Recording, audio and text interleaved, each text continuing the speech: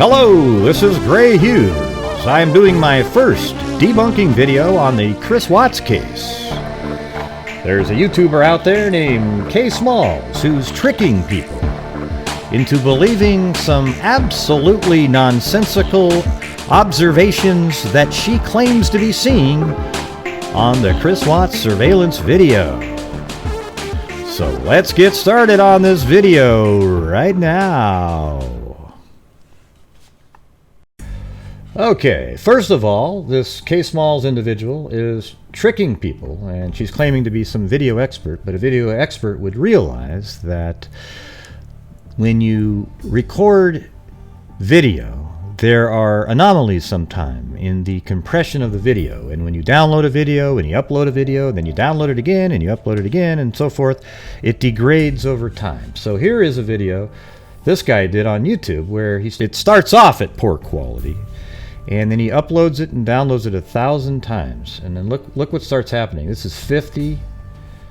This is 500. You can barely make this out as even a human being at this point. Maybe some eye sockets there. Looks a little bit like Bart Simpson at that point. And then at 1,000, it's unrecognizable. You have the same problem with the audio because it compresses over and over again, and the audio degrades as well. Okay, but just even in general footage that you record, if you go through it frame by frame, even if you have the raw footage, you'll see artifacts in each frame, and then when you zoom in on a small portion of the video, your eye actually starts seeing a bunch of different anomalies because you're now looking at pixel level information, especially when you're using maybe 1080p as opposed to 4K. On 4K, you could zoom in on a small portion and it would still look relatively clear, but again, you still get the anomalies during compression. All right, so let's take a look at this video right now. I guess we can give K Smalls the benefit of the doubt of being just somebody who's not very familiar with video at all. Okay, so if she's claiming to be a video expert, she's lying to you. Or she knows exactly what she's doing and is intentionally deceiving you because it has worked. She's got over 18,000 views on a completely ridiculous, bogus video. Okay, now I'd love it if she made a video back proving what she said is correct. But I can tell you right now that her video is completely 100% bogus. Okay, let's go through the video now. So this is the surveillance footage of Chris Watts loading things into the truck. Now he doesn't ever load any bodies or anything on this side of the truck that we can see. He does go on that side a few times and we can't see what he's loading on there. I think that it's possible that we don't ever see any of the moments where he's loading bodies onto the truck because the motion sensor didn't pick him up. He's far away, and sometimes these cameras do not pick up motion if it doesn't change the pixels on the screen enough. So that's what motion capture does. It keeps a frame of what the scene looks like, and if there's enough change to it, it starts recording, right? And you have such little change over there when Chris Watts is walking behind his truck. All right, you might not see him on some of the occasions that he's walking by. You do see him on some of them. All right, so let's take a look at the first thing she's claiming. She's claiming that Chris Watts' father is at the scene. Look at this. Oh, wow, look at that. It's Chris Watts' father. Look at it. You can tell that right there. That's Chris Watts. Chris Watts. That she intentionally pauses it right here under the light. Right next to the light. So the light's beaming on his head, and she goes, look, his hair's white. His hair's white. Okay, everybody look. See that? Chris Watts' father. August 13th. And she didn't even have the time right on there. It was 50 seconds into that clip. That's not Chris Watts' father. I'll even zoom in. And if you notice, she applies a blur filter to all of her images to further confuse people and to make what she's saying believable. But this is the exact moment in time. Notice the right hand there, the left hand, the white sort of logo on the shirt there, And if you look there, look how distorted his face looks there. He's not wearing a mask or anything. That's just one of those frames that it looks like that. But when you watch it full speed at its regular distance, it looks normal. But when you zoom in on an image like this, it becomes very pixelated and you get distortion from the compression. So we have that part. And Chris Watts is moving around, and the other part that she claimed was the black shoes and dark hair. Now, I will say that yes, it looks like his shoes are light here. You can see his right shoe there.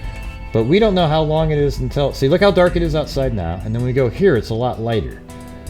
Okay, so he may have changed his shoes too. Right? A lot of criminals will do that. So he may have had the white shoes on in the house, then changed to the darker shoes to go out to the oil well where he buried the two girls and Shanann. Now right here, they're claiming, look, black shoes, dark hair. Yes, yeah, he had dark hair in both shots. You just have a shot here where the light's hitting his head and it's distorted. But if you actually look at the video here, look when he's walking right here. I'm going to go one frame at a time. And here he comes. You can see that right there. See, that's Chris Watts. And then he gets under the light there, and it really lights up his face. And then you see him pass the car and then come back with the gas cans. Now you see the back of his hair, and that's Chris Watts, right? And he still has the same shoes on. They're a little bit lighter looking with the light there, so we don't know if it's just shining off of his dark shoes or he changed his shoes later. But that is Chris Watts. He has, if you look at this shot right here, he's got the patch on his left shoulder. See that? Right there and right there. And he comes back, puts the gas can in the back there, and then as you see him turn again, there you see the patch again on his shoulder right there.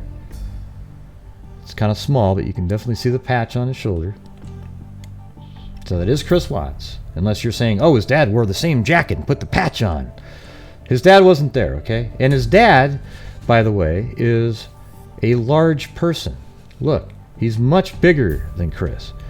That person in the video is thin and trim. This guy, he's probably had better days in terms of weight. He probably weighs 200 and some odd pounds, and Chris Watts definitely doesn't look like this. All right, so that definitely is not Chris Watts' dad. 100% not Chris Watts' dad. I know it's disappointing to some of you who really wanted to believe it. You believe all the sensationalistic garbage that's portrayed in the case. We now have people creating posts with pictures of aborted fetuses so that we can see what possibly it looked like when Shanann's fetus was aborted naturally. I think that's absolutely disgusting. It has no value whatsoever in this case. He admitted to doing it. Showing stuff like that is just sensationalistic garbage, okay? In this next part here, Case Smalls is claiming that when Chris Watts pulled the truck forward, as you can see right here, let's show that. See, there's the truck backed in. He's now done loading everything up.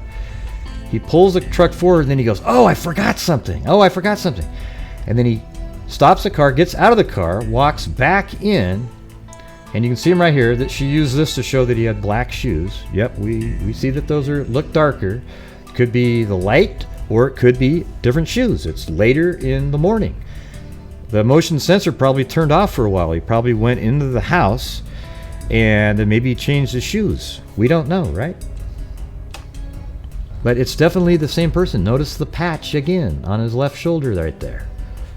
I guess you didn't want to point that part out in your video because it wouldn't sell your bullshit story that you're trying to sell. So then he goes in the garage, then he comes back out, and look, he's walking, he's walking, and she's claiming right here on this frame that I paused it on. Notice how hers is blurred again, and I've got the clear version. I'll zoom in on it. Right there. So this is what it really looks like. See how pixelated it is? It's all broken up. You can tell it's the same shot, even has the dark spot there, foot's off the ground. And she's using that to point to little things, saying, look, that's the head. And the legs. Look at the feet are right there. The legs. Look at. It's not. It's not what it is. Watch. Let's go back a little bit. See right there? He's walking. He's not carrying anybody. Right? You see that? And then right there, if you think, oh, look, that's a head or something. That's a head. Look. That's not. It's not a head. I'll continue the video right after it. Look. That little part that you see right there that they were claiming is, legs and feet and all this kind of stuff. Watch. I'll move one more frame. That's actually in the background there. And see how pixelated that is? All of it. He's not carrying a body there. This right here isn't even something he's carrying. That's one of those pixelation artifacts. Watch, the next frame. It's not there anymore. It actually stays a little bit there as part of the pixelation problem. And then when you move forward, look at, see how things sort of fixed up in these frames? Right? That's just the look in there. It has nothing to do with oh wow, he's carrying a baby. Oh look, he's carrying one of the children. Yeah, so let me get this straight. You want us to believe that he backed in and then he pulled out, then he went, oh my god, I forgot something. And then he goes back and grabs one of his kids and then cavalierly hangs them by his left arm and then flings them into the truck too and drives away?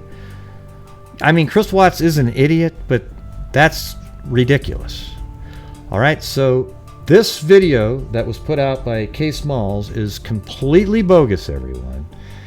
And I want you to realize that when she starts putting out more that will be similar. Because anytime someone puts out videos like this, they keep on going. They will keep on putting out video after video of sensationalistic garbage because they know exactly what people want to believe, just like in the Kanika Jenkins case and in the Abby and Libby case. All right, so until next time, everybody, be safe out there.